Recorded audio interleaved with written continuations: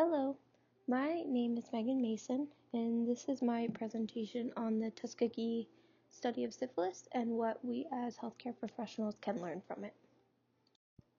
So I thought I'd open up with a thought-provoking question. What happens when the very people that were entrusted to heal you are the ones that are actually causing harm? And this is a great opener to talk about the reality for over 600 Black men in the infamous Tuskegee syphilis study.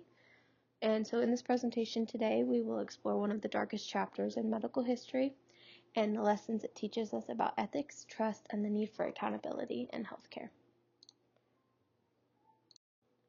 Now I would like to go into what this study is. So, this is actually referred to as the Tuskegee study of untreated syphilis in the Negro male. It was a study that was conducted between 1932 to 1972 with the intent to record natural history of syphilis in over 600 Black American males.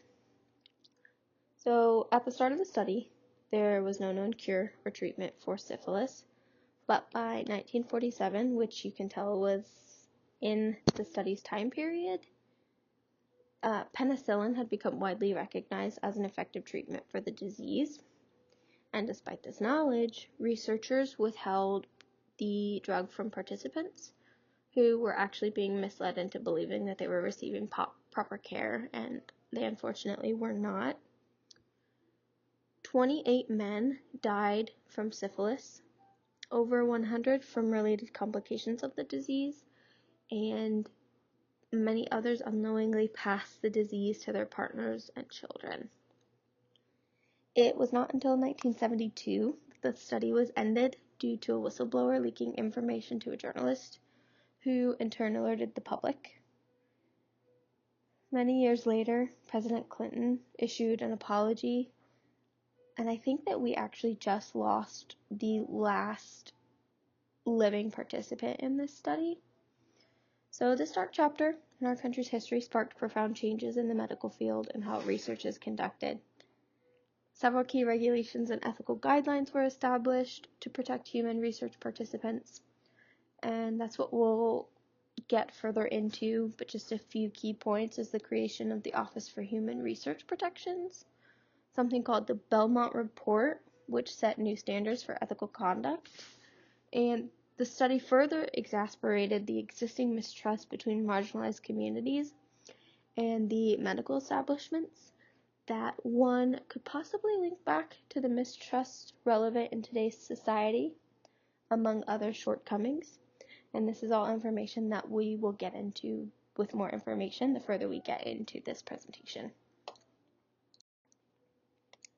So one of the biggest ethical and legal concerns in this study is the lack of informed consent, which requires the participants be fully aware of the risks, benefits, and purpose of the study, and agree to participate voluntarily without deceptions throughout the whole research project. Unfortunately, in this case, the participants were never truly informed about the purpose of the study, educated on the disease that they were infected with, nor were they informed that there was a treatment option available to them. Instead, they were misled into believing that they were receiving treatment for bad blood. This deception violated both their basic and legal ethical rights to make an informed decision about their health. And that's where autonomy, or the right to make decisions about yourself, also comes into play ethically. There were no set protections set in place for private health information, which was being used and shared for research purposes without the participants' informed consent. As for confidentiality, participants unknowingly passed the disease to their partners, creating a violation, placing not only the participant but their loved ones at risk for physical harm and even hurtful stigma surrounding the disease and the study. Such breaches like this would be illegal today under laws such as HIPAA. Ethically speaking, justice was violated in this study because researchers failed to ensure that the human test subjects received the same standard of medical care as those who were not part of the study, and they were denied treatment that was known to be effective. Fairness was also violated due to the discrimination against all of the test subjects that were involved.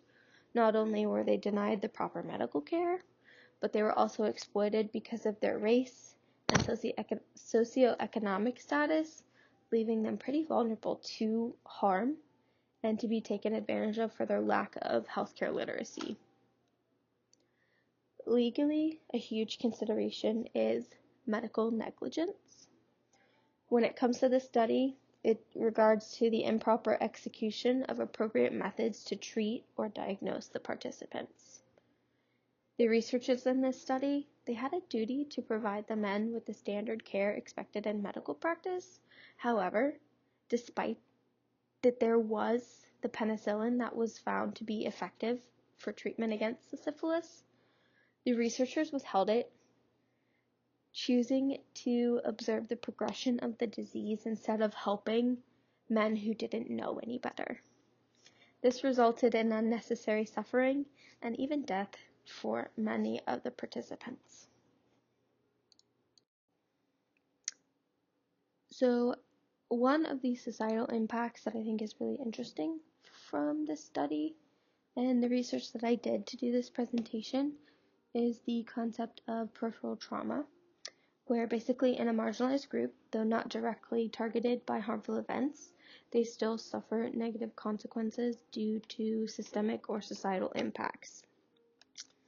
Now, if we focus on the effects of the Tuskegee study of untreated syphilis, I think that there needs to be more studies on if this is what is still causing the medical mistrust among African Americans, or if this is one of the examples of a constant letdown from our healthcare of this unfortunately underserved community. But studies have shown that there's been a decline in health-seeking behaviors, which has actually shown an increased mortality rate. Life expectancy of Black males is 45-ish, and we are still seeing a rising medical mistrust among African American men. This also spurred the need for cultural competency within our healthcare system. Cultural competence is referred to as the ability of healthcare providers to understand and address the diverse cultural needs, values, and practices of their patients of all cultures.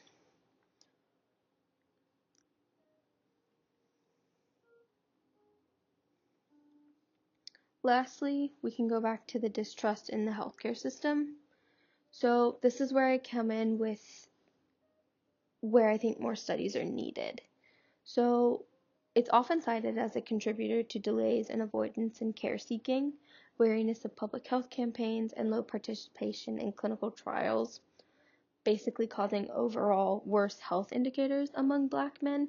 However, I found a study, and to play the devil's advocate, it was conducted in 2008, it surveyed 826 Black and Latino men, and it revealed that awareness of the Tuskegee study did not deter them from participating in medical research studies, but this is a small amount of a larger community. But I think that this just proves that more studies need to be done to give claim to this Tuskegee study is the main factor of why African American males do not seek medical treatment, and how they can be afraid of public health campaigns and leading to overall worse health indicators among Black men. Again, I think this was just one of the key factors that have constantly been shown that the lack of healthcare literacy, they continue to be manipulated and played upon by our healthcare system, and that needs to change. Many of the health profession impacts that we see are directly related with how medical research human participants are treated and protected. Specifically, patients' rights and informed consent. All persons taking part in studies done or funded by the Department of Health, Education, and Welfare actually require a voluntary informed consent, and this consent must continue throughout the whole experiment. And I want to say, not only is it foundational for just protecting patients' rights and protecting the patient themselves, this is also for building trust between healthcare providers and patients. Because when patients are fully informed and their autonomy is respected, they are more likely to feel confident in the care that they are receiving, and allow this process and comfort allows individuals to make decisions that align with their values, beliefs, and personal circumstances. And I think the Tuskegee study of syphilis was a critical turning point in the history of medical ethics because it exposed the dangers of ignoring informed consent and autonomy within medical research. And I think that was a huge, huge impact on health profession as a whole.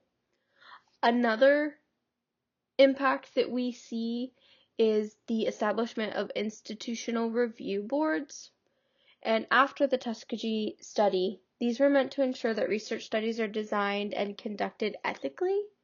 They prioritize participant welfare and ensure and verify that informed consent is obtained at every stage of the study.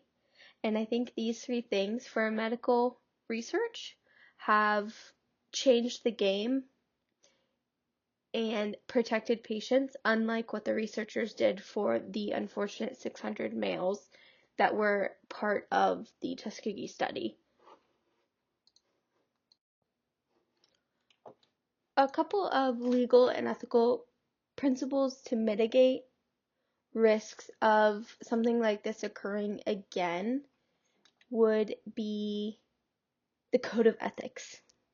This emphasizes a physician, a nurse, anyone who is in healthcare, their responsibility to act in the best interest of patients, even when doing so may not align with broader institutional or financial pressures of the hospital network that they are working in.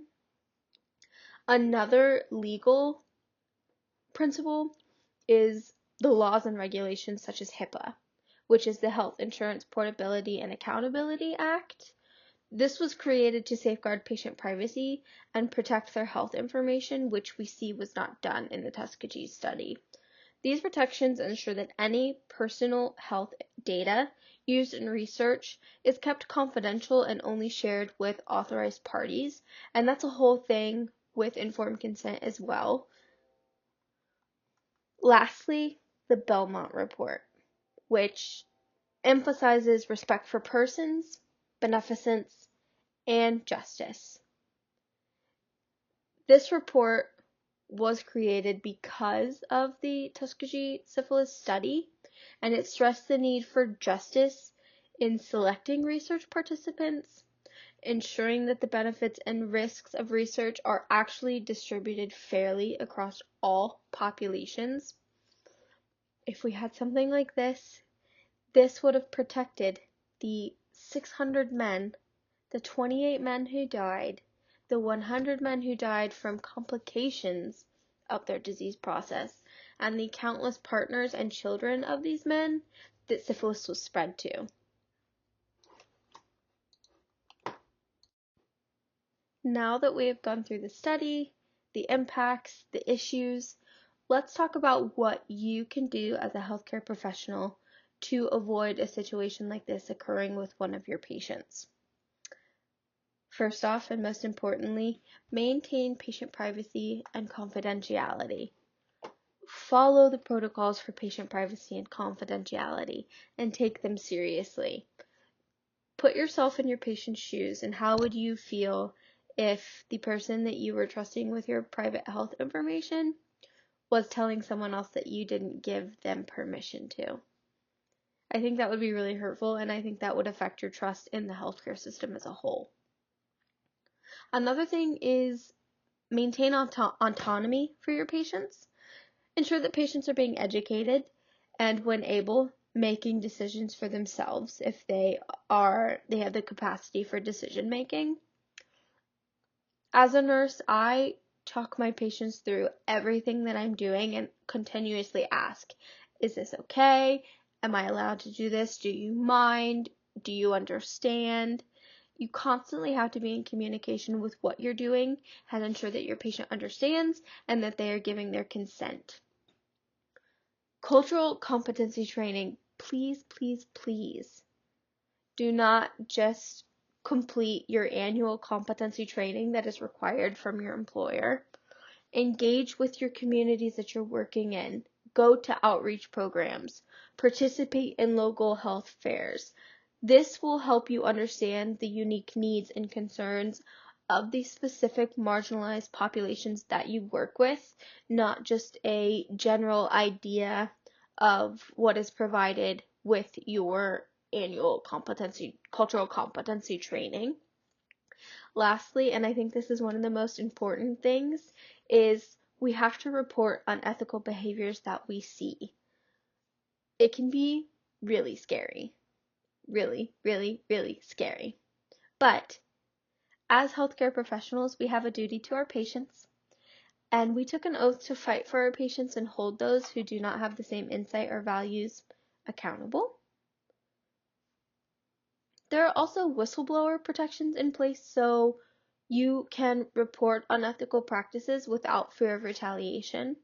And knowing that, it's still a scary concept, but I cannot stress enough the importance of reporting unethical practices. I've been there. It's scary, and they promise you that there will be no retaliation, but I think it's a natural human response to be anxious about the person you're reporting hearing about it and then retaliating against you. But I promise it is more worth it to protect your patients and future patients than to be retaliated against. And I think it's our duty and well within our rights to report these behaviors to the appropriate entity. So if you have more questions, you can look it up. You can talk to your managers. You can talk to HR about how to go about reporting any of these behaviors.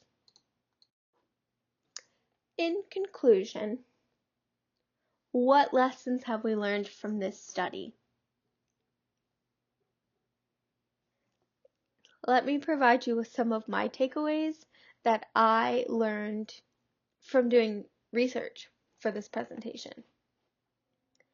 I think that the lessons of the Tuskegee syphilis study remind us of the crucial roles that ethical standards, transparency, and compassion play in healthcare.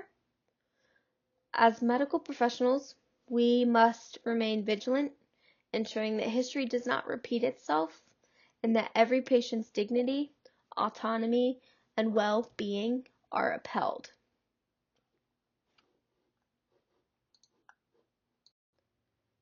And then I've linked 2 pages of resources that I used to get the information that I spoke on today. A lot of these links are wonderful reading materials that if you want to explore something that I mentioned deeper. And then I also included a code of ethics. It's all the chapters. So you should read on that. Look at all of the code of ethics. It's a great thing to be aware of and to keep updated on. Thank you for listening to my presentation. I hope you enjoyed it and have a great day.